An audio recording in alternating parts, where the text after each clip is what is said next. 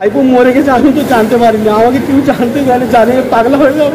আমার সামনে তো মেরেছে মারগুলো, এখন আমি আর ঘুমাতে পারছি না। সে এখন বড়বাবু রাজীব সাহেবকে বলছে তো এইবারের ঘরে নিয়ে যা, নিয়ে গিয়ে যদি বা না দেয় নিয়ে আসবি, ফের এসে জামা প্যান্ট খুলে দিবি, ন্যাংলো করে দিয়ে ভাই দড়ি বেঁধে আর টাঙিয়ে দিবি। আমার সামনে বলছে তখন আমি নেই। হ্যাঁ আমি ভাবছি এবার আমার ভাইপোর কী হবে।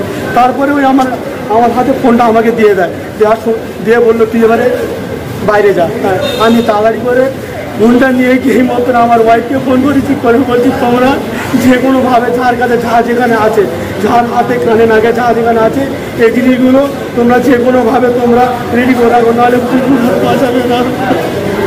আমার বউ বলছে বলে এই দেখো আমাদের হাতে কানে যা যেখানে আছে সেইগুলো আমি রেডি করলাম, কিন্তু টাকা তো ঘরে নেই, পয়সা নেই, আমরা কোথায় পাবো তবু। তারপরে আমি বললাম আমাদের আশেপাশে কারোর কাছ থেকে কনফার্ম ধার করে যে কোনোভাবে কিছু টাকা রেডি করো। আমার দিদি তাড়াতাড়ি করে আমাদের বাড়ির সামনে একটা হিন্দু বৌদি আছে, হিন্দু বৌদিকে পায়ে ধরেছে, বলছে ও বৌদি তোমাদের কাছে যা পয়সা আছে তো, বলতে সেই বৌদির কাছে যা ছিল সেই পয়সা আর ওই আমাদের ঘরে সে কানের হাতের পথে যেগুলো ছিল সেইগুলো রেডি করে রেখেছিল সামনে, ঠিক আছে। রাখার পরে তারপরে রাজীব স্যার আমার ভাইপোকে নিয়ে গেল। তখন আমার ভাবি, কিন্তু ভাবির অপারেশন, তখন পেট কাটা, তখন ঘরে তখন ভাবি খালি কাঁদতেছে, ঠিক আছে। এবারে ভাইপোকে যেমন নিয়ে গেছে বাড়িতে, ভাবি তখন তো মানে কাঁদতে পারছে না, রক্ত বার হচ্ছে পেটে থেকে, ঠিক আছে। এবারে ভাইপো খালি বলছে ও স্যার একটু পানি দাও না, পানি দাও না, এমনি বলছি। তারপরে নয় আমাদের ফ্রিজটা খুলে ওই রাজীব স্যার এরকম আমার ভাইপোকে ঘা দেখাল দিলাম, ফ্রিজের ভিতরে ঘাবার করে মেরে দিয়েছে, ঠিক আছে। সেগুলো সবাই দেখেছে, আমাদের গ্রামের সবাই দেখেছে।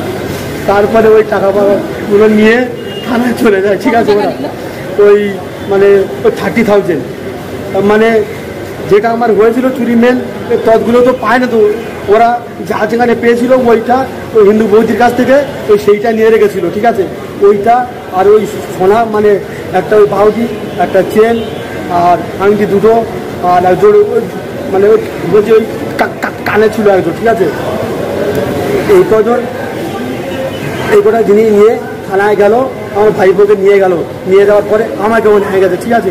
নিয়ে গিয়ে বলছে বলে ঠিক আছে আমরা মাল গেছি পেয়ে গেছি, চোর তো ধরা গেছে পড়ে, এবারে তোর ভাইপোর নামে একটা কেস কর। আমি বলছি স্যার কেন, আমার ভাইপো তো ওটা আমার মেয়ে 3টে, আমার ছেলে নেই, ঠিক আছে। আর ওই আমাদের 4 ভাইয়ের মধ্যে ওই একটাই ভাইপো, যার কারণে ওরা আমরা প্রচুর ভালোবাসতাম, ঠিক আছে। এবারে বলছে কেস করতে হবে তোর। আমি বলছি না স্যার আমি কেন করবো, কেস করবো, ওটা তো আমার ভাইপো। বলছে না আমাকে এমনভাবে বুঝিয়ে দিয়েছে তো আমি তো কোনোদিন ধারে গাড়ি আমি তো জানি না ওসব, ঠিক আছে। আমাকে বললো ছোটো মতো একটা হালকা করে দিয়ে দিতে হবে, কে দিতে হবে আইন হিসাবে। আমি বলছি না স্যার। বলছে হ্যাঁ তোর একটা কেস করতে হবে বলে একটা কী লিখলো জানি না, আমাকে বললো সই করে দে একটা, বলে আমি সই করে দিলাম। তারপরে আমাকে বললো তুই এবারে ঘরে চলে যা, ঠিক আছে। আমি ওই রাত্রিবেলা তোমার 12টার মতো বাজে আমাদের গ্রামের সব ছেলেগুলোদের সাথে আমি ঘরে চলে এলাম। আর বললো তোর ভাইপোকে কালকের ভাইপোকে চালান করে দেবো, ঠিক আছে। আমি বললাম আচ্ছা ঠিক আছে বস স্যার, আর কিছু হবে না তো? বলছে না কিছু হবে না, ঘরে চলে আসবে।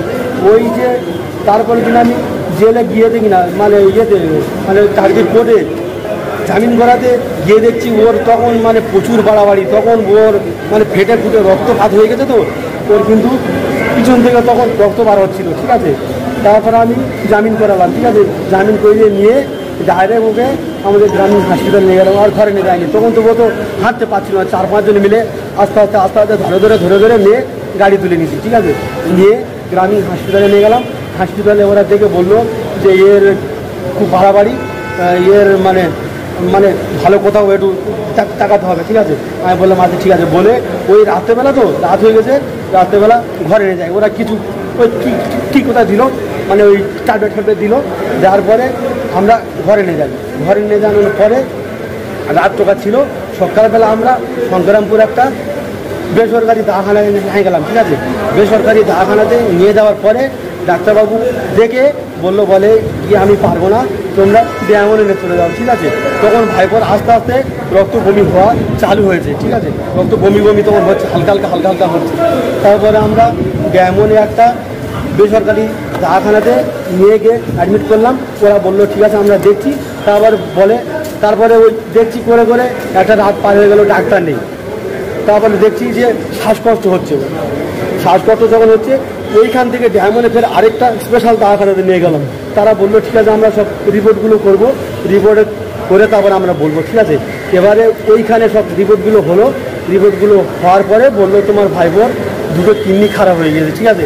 আমরা এবারে পাগল হয়ে গেছি সব, এবারে কী হবে, আর তো হবে না। হ্যাঁ বলছে না তোমরা চাপ নেওনি, ভালো জায়গায় তোমরা ওই চিত্তরঞ্জন নাকি ওই হ্যাঁ ওইখানে নিয়ে যাও। বলতে আমরা নিয়ে গেলাম, নিয়ে যাওয়ার পরে দিন না বেড নেই কিছু নেই, সেদিনে রবিবার ছিল তো আর রথ ছিল, বেড নেই কিছু নেই, ওইভাবে রেখে দিয়েছে, ফেলে রেখে দিয়েছে ওকে, খালি সেই কী একটা দিয়েছে গ্যাস না কি দিয়েছে মুখে দেওয়ার ফেলে রেখেছে, ঠিক আছে।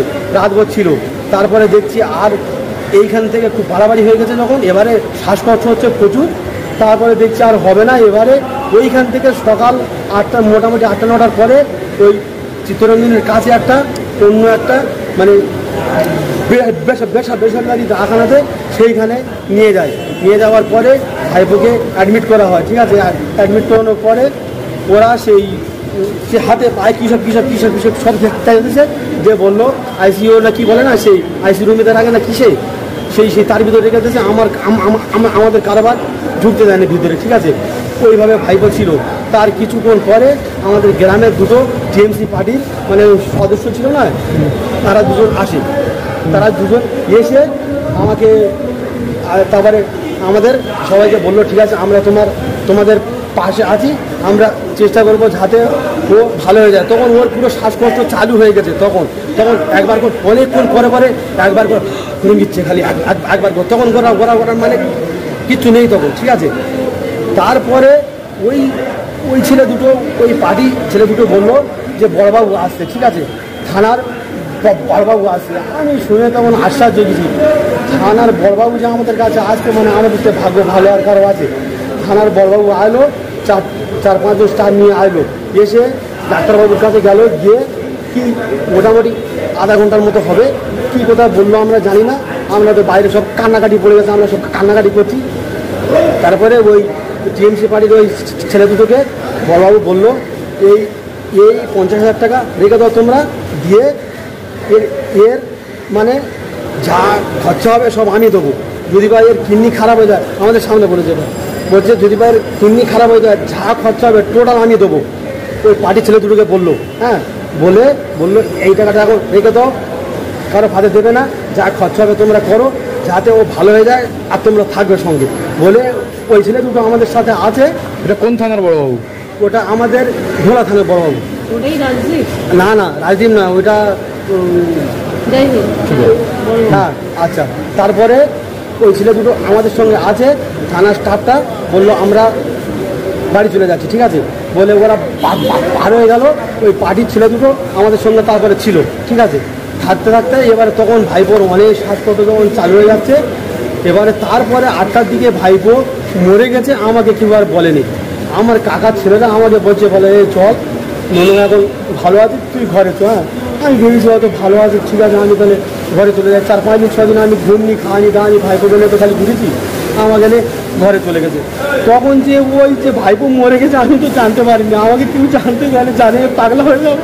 আমার সামনে তো মেরেছে মারগুলো, এখন আমি আর ঘুমাতে পারছি না। সেগুলো মারা যাওয়ার পরে কি পুলিশের থেকে কেউ যোগাযোগ করেছিল কি যে আপনাকে ফোন করেছিল বা কিছু, যে ঘটনাটা? না আর কিছু হয়নি। তারপরে তো আমি তো পুরো তারপরে ওই লাশ কি কোথায় হয়েছে আর আমি জানি না, আমি তো পাগল হয়ে গেছি তো কাঁদতে